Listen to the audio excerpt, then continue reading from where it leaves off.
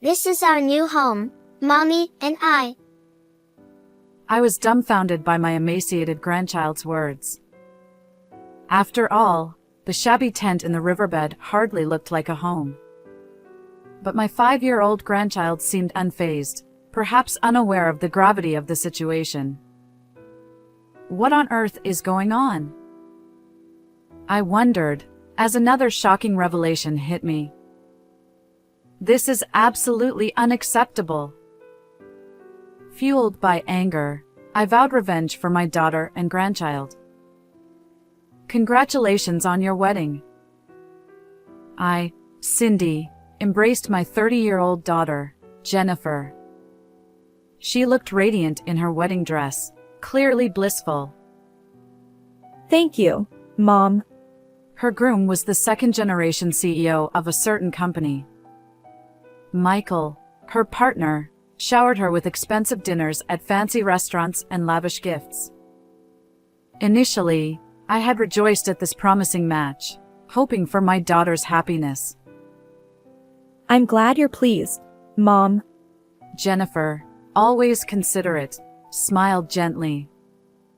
The wedding went smoothly, and I prayed for my daughter and her husband to lead a harmonious life.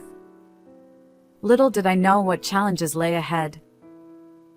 Although I had hoped Jennifer would live happily, I discovered something shocking after my daughter and son-in-law got married. My son-in-law Michael held outdated views, what we might call a traditional mindset of male superiority. After the birth of their daughter Mia, I visited my daughter's home. Jennifer, tea. Yes. But Michael not only treated my daughter roughly while holding the baby, but also left her standing while trying to talk to me. I couldn't help but frown and asked, "Michael, do you always treat Jennifer this way?" He nonchalantly sipped the tea Jennifer had made for him and said, I thought a wife should serve her husband. Is there a problem? He seemed completely indifferent. I protested. Since I entrusted my daughter to you, I want you to treat her better. But my son-in-law remained unyielding. Our thought processes were fundamentally different. As I was leaving, I whispered to Jennifer, "Feel free to talk to me if anything happens." She nodded silently. Walking home, squinting at the sunset, I thought, come to think of it, my late husband was similar. Even though he's no longer in this world, he also adhered to outdated values and always spoke to me in a commanding tone. It made me wonder if husbands have always been like this throughout history, and I sighed. Afterward, I continued to have days without seeing my daughter and granddaughter. Even when I tried calling Jennifer, there was no answer or callback. Is Jennifer too busy? Perhaps she's caught up with childcare. I worried incessantly until one day, finally, the phone rang. "Hello, Jennifer. Are you okay?" But the person on the other end wasn't my daughter. It was Michael, my son-in-law. Long time no see. "Ha. Michael? Why are you calling with Jennifer's phone?"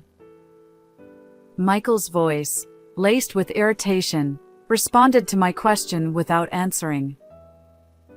You're the one who persistently called my wife's phone, aren't you? Even if you try to contact Jennifer, it's pointless. She's already mine. Frustrated, I pleaded. Don't treat someone's daughter like an object. Give her the phone. Michael snapped. Enough. Don't contact us again. And with that, he hung up. As I listened to the pips, I sat there in shock. Simultaneously, I grew increasingly worried about Jennifer. So, I carefully timed my visit to coincide with the hours when my son-in-law was away at work. However, When Jennifer appeared at the doorstep, her expression was somber. What are you doing here? My husband despises you, and he's forbidden me from seeing you. I'm sorry, but I've been worried about you.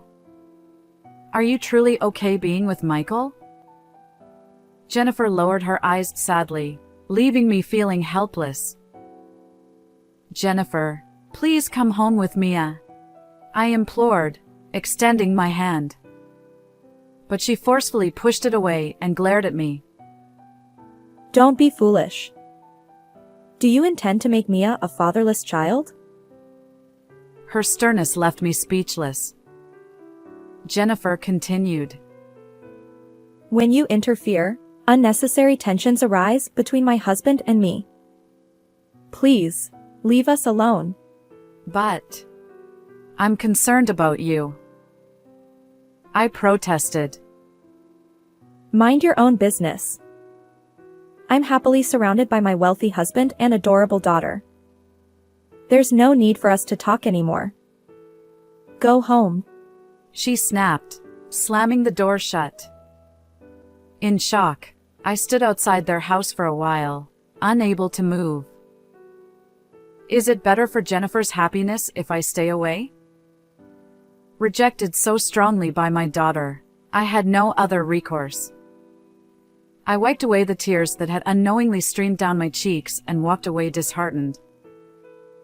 As the years passed without ever meeting my daughter, Jennifer, I couldn't go a single day without thinking about her and Mia. Despite my concern, there was nothing I could do. I prayed for their happiness from afar, mindful of not causing any inconvenience to Jennifer. I focused on my own health, living with the hope that somehow, they were doing well. One morning during my routine walk, I decided to take the riverside path. Perhaps it's time to revisit the riverbank, I thought, gazing at the morning sunday. But there, unexpectedly, I encountered someone. Oh. What's that? An unfamiliar tent stood in the riverside area, its worn appearance evident. And as the entrance opened, a child of about 5 years old peeked out. My heart nearly stopped when I recognized the girl washing her face by the river. With trepidation, I approached, and the child noticed me, offering a bright smile. Hi. Hi, are you Mia? Yes. How do you know my name? Oh, I see now. I'm Cindy, your grandma. The last time I saw this child was right after she was born when I visited my daughter and son-in-law's home. However, the granddaughter standing before me now was a spitting image of Jennifer when she was little. Yet, Mia's frail body appeared painfully thin. What are you doing here? I asked. Mia beamed with excitement. Perhaps camping felt like an adventure to her. This is our new home, Mammy and I. She exclaimed. Ha!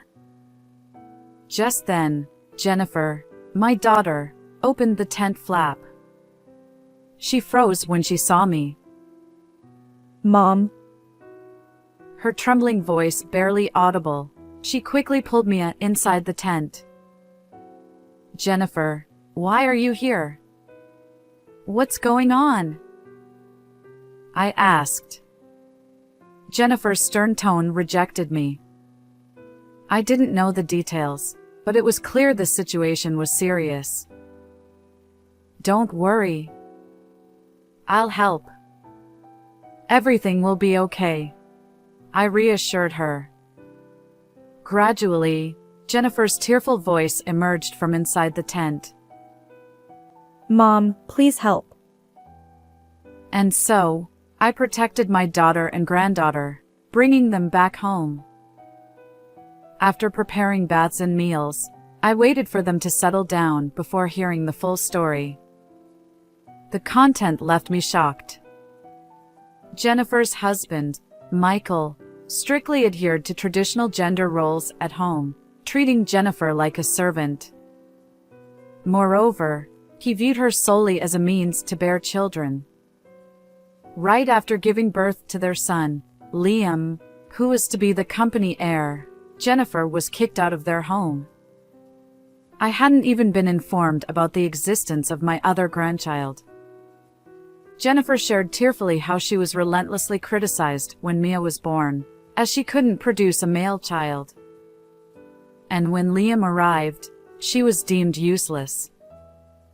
Jennifer spoke tearfully as she stroked Mia's head. Jennifer revealed that when she was expelled from their house, Michael threatened to harm me and Liam if she sought help from family or others. Unable to return home, she resorted to living in a tent. Her rejection of me when we crossed paths was to protect me. I won't tolerate this. Having learned everything, tears flowed uncontrollably. Don't worry. I'll find a way, I vowed, holding Jennifer and Mia close. First, we decided to gather evidence of Michael's wrongdoing. However, when my daughter was kicked out of the house, she had very little with her. Almost penniless and dressed in what she wore, she survived by foraging grass from the riverside for meals. How did you manage to set up that tent? Actually, I secretly borrowed it from Michael's house, from the storage shed. Although she looked apologetic, desperate times call for desperate measures. My daughter and granddaughter lived in that tent, camping by the riverside for about 2 weeks. According to Jennifer, her smartphone was also confiscated, likely still at Michael's house. I recorded evidence of how he mistreats me, but it's not enough to take any action. He probably anticipated that. Michael's cunning left me grinding my teeth in frustration. Next, we explored legal avenues. However, hiring a lawyer seemed financially daunting. Besides, Michael, being a well-off CEO, would undoubtedly hire a top-notch attorney. After much discussion, we settled on a different approach to corner my son-in-law. Within just 3 days, Michael stormed into our home, shouting and pounding on the front door from early morning. Open up. This is what you're doing, isn't it? Fearing he might kick the door down, I reluctantly let my son-in-law in. But secretly, I thought, here we go! Because this was the beginning of our counterattack. Can I help you with something? I feigned fear, putting on a submissive act. Michael snapped. No use trying to talk your way out of this. Jennifer's here too, isn't she? She broke our agreement. What are you talking about? Could you please explain? My son-in-law seemed irritated by my deliberately trembling performance. So, you're the one who took photos of me living it up at the hostess club and spread them on social media. I don't know what methods you used, but our company's account is in turmoil. Well, that's quite a predicament. But isn't it a case of reaping what you sow? While pretending to be fearful of Michael's anger, I secretly reveled in the situation. Indeed, we orchestrated that scheme. Michael's company exploited its employees with low wages, yet he frequented hostess clubs every night. When I discovered this, I discreetly paid a hostess at his favorite club to capture his behavior in photos. Then, I posted those pictures using an account I created, causing a social media uproar. As a result, the company's account was flooded with angry messages, likely catching the attention of colleagues and causing internal problems. And then, the employees started complaining about my behavior all over social media. Thanks to that, even our clients abandoned ship. It's been a disaster. His lost credibility and fleeing clients ultimately led to the downfall of his company, all thanks to our calculated move. Jennifer, you're here, aren't you? Come out. I warned you, but you ran to this old hag for help, didn't you? Threatening to harm me and my grandson, Liam, if she contacted our family or sought help elsewhere, right? I dropped the act and straightened my spine, facing my son-in-law. He seemed to sense something was different. That's not a warning. It's a threat, isn't it? Shut up. Mind your own business, old hag. He shouted and kicked a potted plant, but the heavy soil prevented it from toppling over. Instead, he hurt his foot and grimaced. Clearly agitated, he also kicked the shoe rack. Perhaps it's best not to provoke me further. I'm offering you advice for your own sake. Meddling old woman. Just get Jennifer out here. This time, I'll make sure she's trapped in my house forever. I silently handed him a piece of paper. When Michael looked at it, he saw large red letters that read "No trespassing." Don't come near my daughter again. Consider this a warning. Furious, he tore the paper and stomped on it.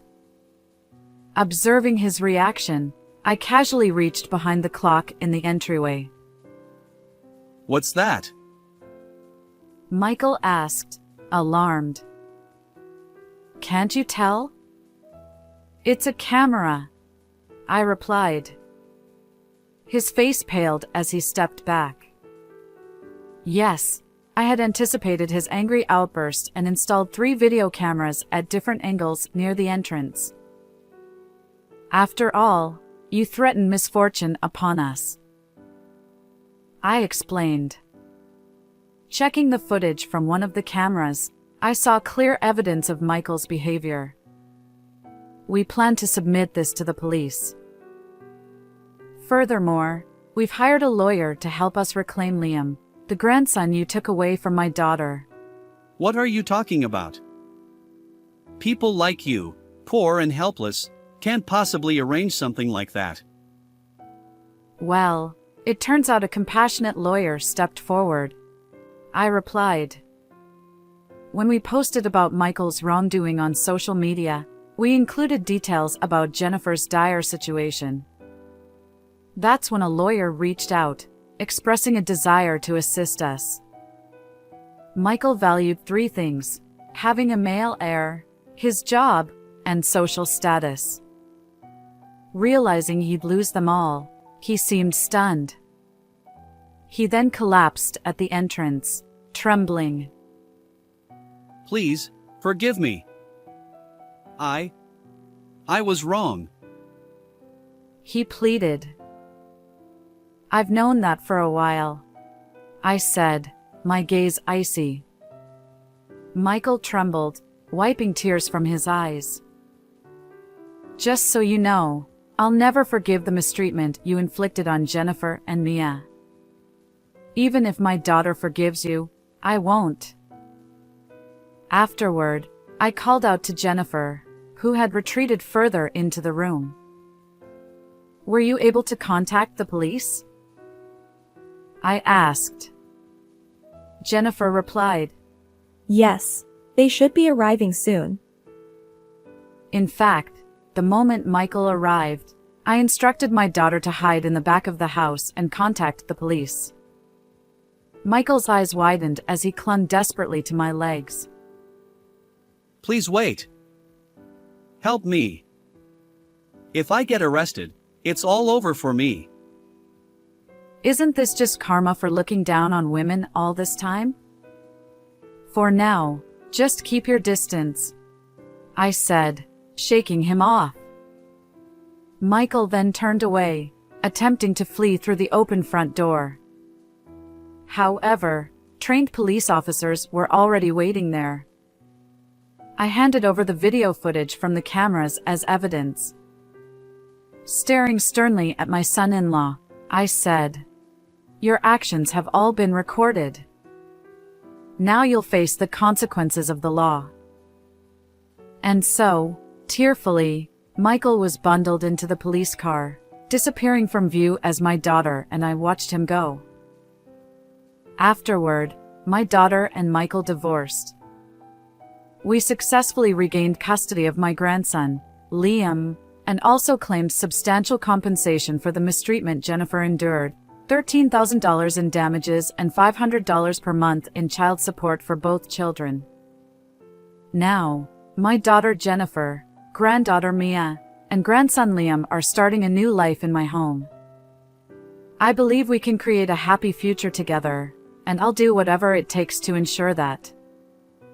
Surrounded by my 2 grandchildren, I'm excited about the fresh start ahead. How did you find this story?